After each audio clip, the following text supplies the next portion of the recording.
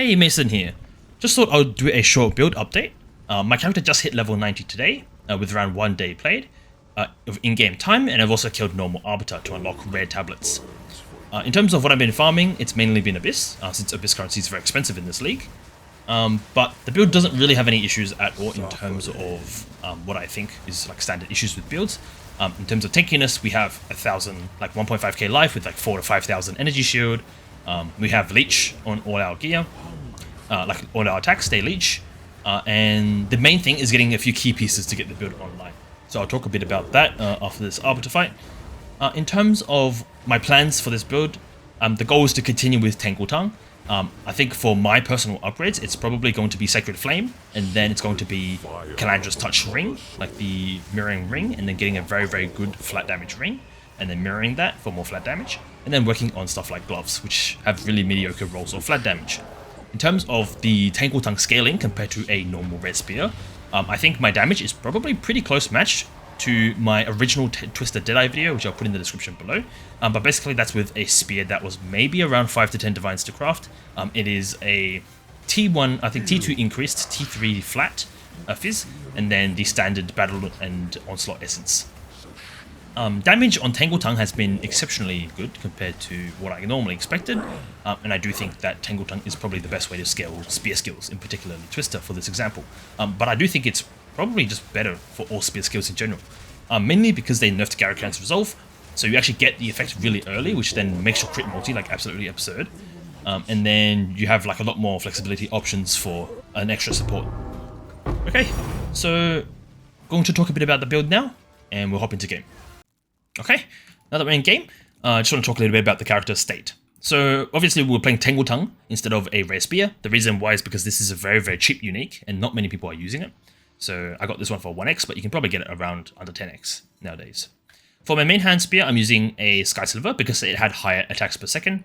But what I would highly recommend you do yourself is... Oh, where's my spear?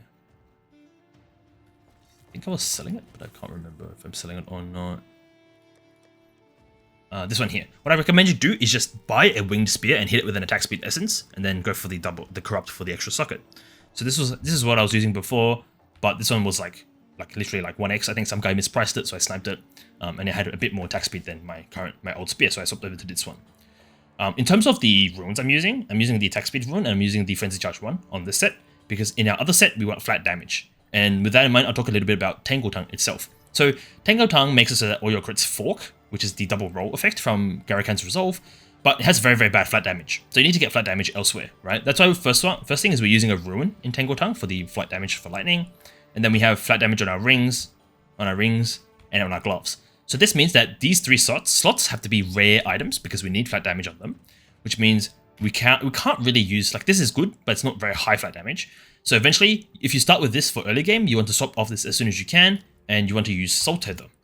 So Soul Tether is a belt that was introduced this league with the Vow Cultivation. I recommend you try and corrupt this yourself. So put this on your filter for chance orbs and try and hit this yourself, because I think it's not that hard to hit, and it's like pretty expensive. I think it's like 6 divine, but on day 1, the Soul Tether itself was like 5 chaos, and then the Cultivation orb was like less than 5 chaos, like 2x kind of thing. So it was insanely cheap to try and hit this yourself very, very early in the league.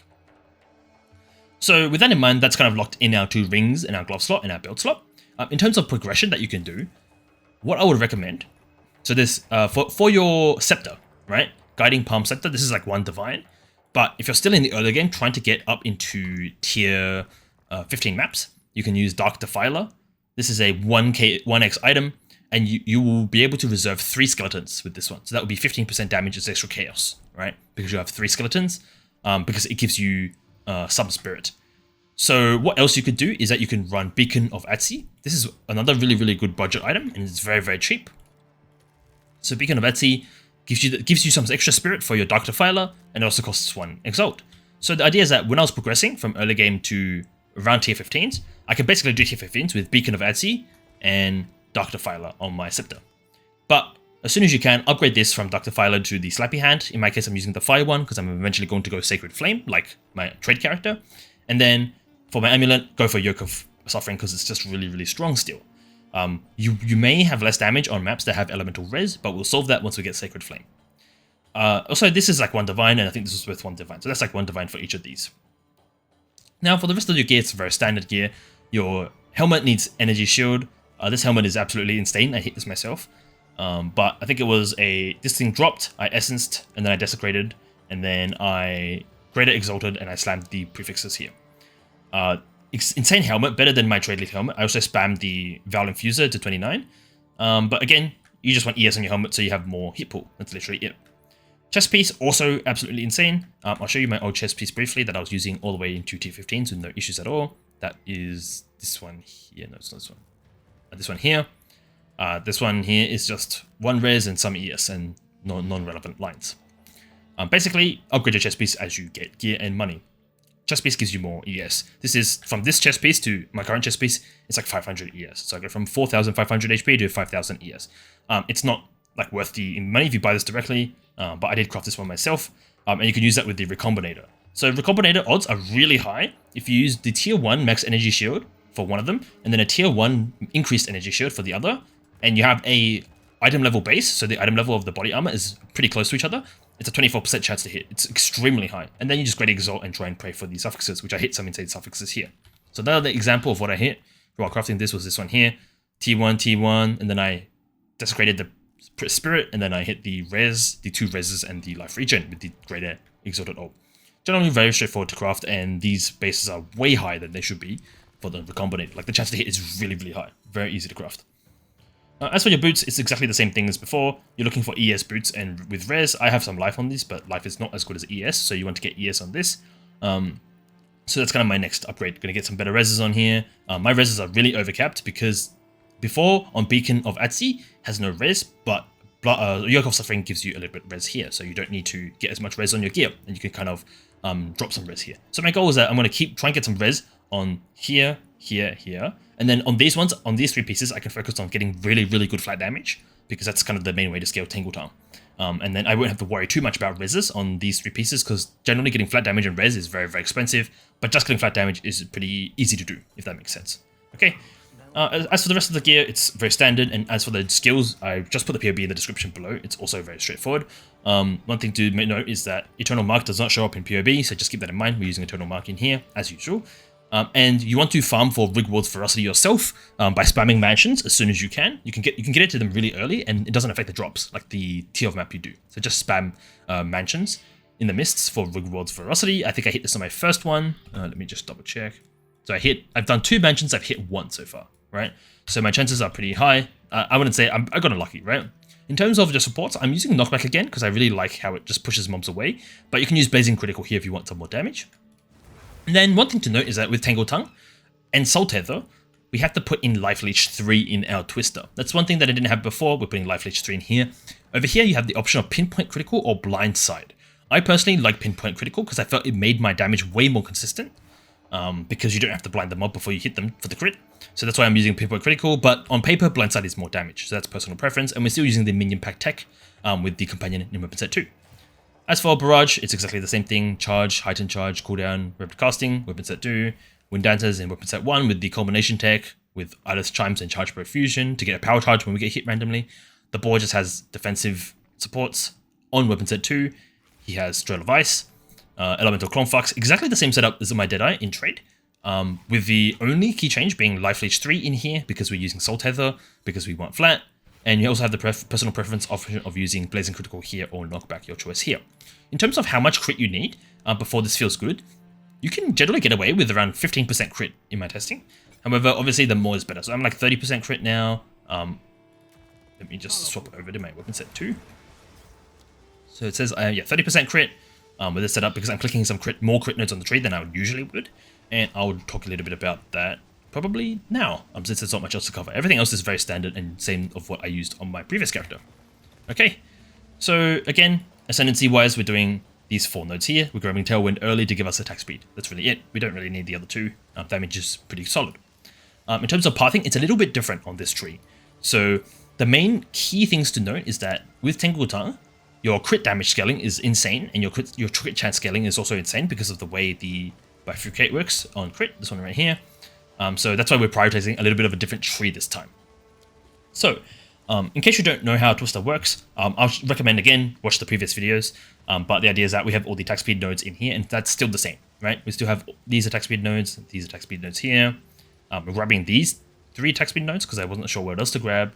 We're also grabbing these ones here, and we're grabbing these ones here. So again, that's very standard. Oh, and these ones up here as well for the attack speed, while not on low mana, which we're basically never on low mana because we have leech. You want at least 1 roll of mana leech somewhere on your gear. In my case, I have it on my gloves here. Physical damage leech says mana. And life leech you don't have to care about on your gear because you have life leech from the support gem, life leech 3. So you don't have to worry about life leech on your gear. So in terms of skill tree optimizations compared to my previous build, I'll just briefly walk through. I'll just talk a little bit about the weapon set skill tree for Twister. So we have some of these damage nodes here. This is very, very good increased damage nodes here. 3 points for 55%. This is again is very efficient. We're still taking that like we did last league, and we're also taking this up here to freeze for combat frenzy for the frenzy charges. As for down here, we're grabbing these crit nodes. Instead of grabbing all these nodes up here, with this node being extremely useless and these being kind of subpar and these being attack speed, so only for the spear. Instead, I've decided to just grab the crit chance and crit damage nodes to kind of make use of bifurcate again, and we're kind of skipping out on this side. This is what something is a bit different to the previous setup I had. You do lose some speed though. You lose 3%, 3%, 3%, 9% attack speed, and technically 10%. So 19% attack speed, but I'm anointing this node because it's really, really cheap at the moment. Okay, and then in terms of the actual thing, we're going through here for attack speed now, and then we're also grabbing this node here for some more increased damage. And then once you get up to here, it's exactly the same thing as what I was using before. However, these are in both weapon sets. That's why my rolling slash crit chance is really, really high, even though I have no crit in my spear. Before I had around a similar amount of crit chance, but I had crit in my spear previously. So that's why we're taking some of these in our both weapon sets. And the reason why we can do this is because it turns out that you can put Unleash Seal Frequency in your second weapon set. That basically opens up no passive points like both set passives that we can now put instead of putting them into these 3 points here. So with that in mind, I'll talk about that now. So we're grabbing these nodes up here with both weapon sets because these give attributes, and you're quite attribute starved on this build. This really, really helps alleviate the attribute issue I was having on the previous setup that I have, and so I'll say this is more optimal. In addition to that, we're actually grabbing these crit chance nodes here for this big crit chance wheel here, instead of grabbing these blind nodes here for the crit chance while blinded. I realized that these 4 points here are actually more crit chance than these 4 points here because there's one dead node here which gives you blind on hit. So with that in mind, eventually when you get more points, you may decide to go to crit chance nodes here, but I've noticed that these 3 points here are extremely efficient, and you're pathing here anyways to get ES nodes here, right? So in that case, we're dropping these blind nodes here. They're no longer as good as I thought they were. These are much, much better for efficiency, and we're already pathing there.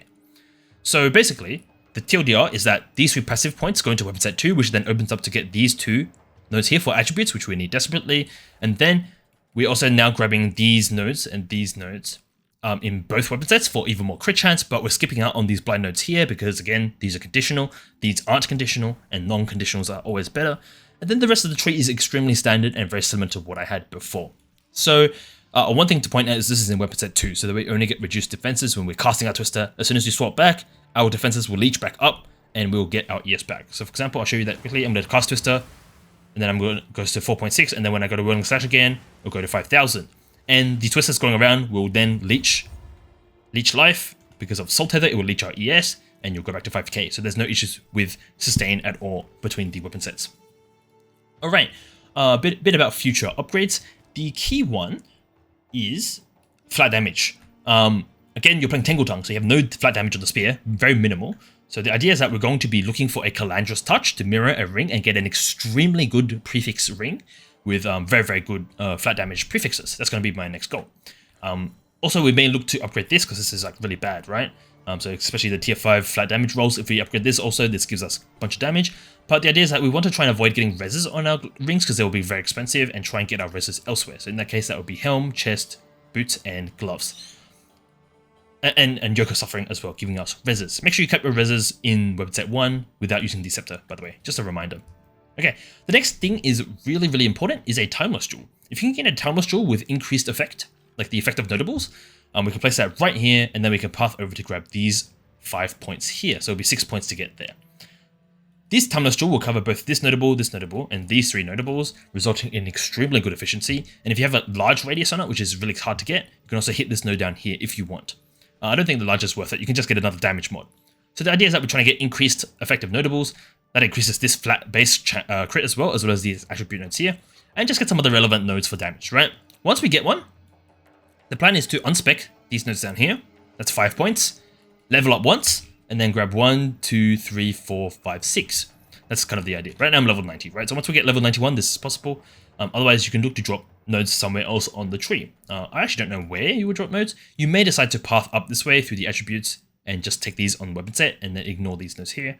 But I noticed that this is like still pretty efficient in terms of usage. So I wouldn't really say that. I'll just say just level up to level 91 is the easiest way to do it. But yeah, so that's going to be the goal next. We're going to try and get a really good timeless jewel to put into this socket right here.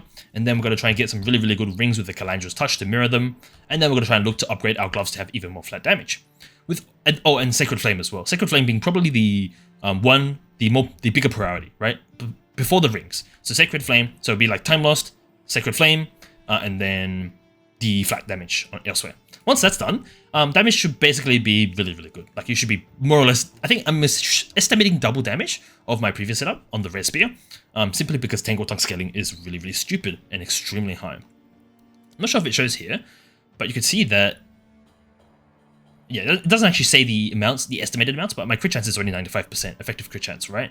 And then the double hit is, for crit damage, is 550%. So overall, very good. This is being lowered greatly in terms of the crit damage by my pinpoint critical.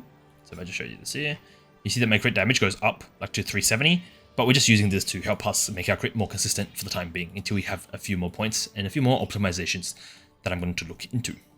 Okay. And jewels briefly, I'll just cover them. This one here is max ES and stun threshold and crit damage bonus. And then this one up here is projectiles damage, projectile speed, attack speed. Okay.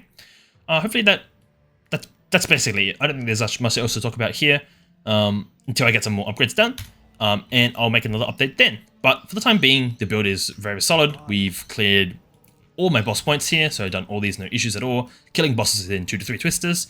Probably very similar DPS to my first twister video if you want to go check that out in the description below. But aside from that, I've done one Olroth boss here. I haven't touched the other bosses yet. And my tree, I think I'm still like actually not really progressed on my Alice tree, so I'll get working on that and my Abyss is finished. But yeah, okay. Something weird is that you can actually do this. I didn't realize you can do this, but it's better than grabbing these 2 nodes here because they're kind of useless.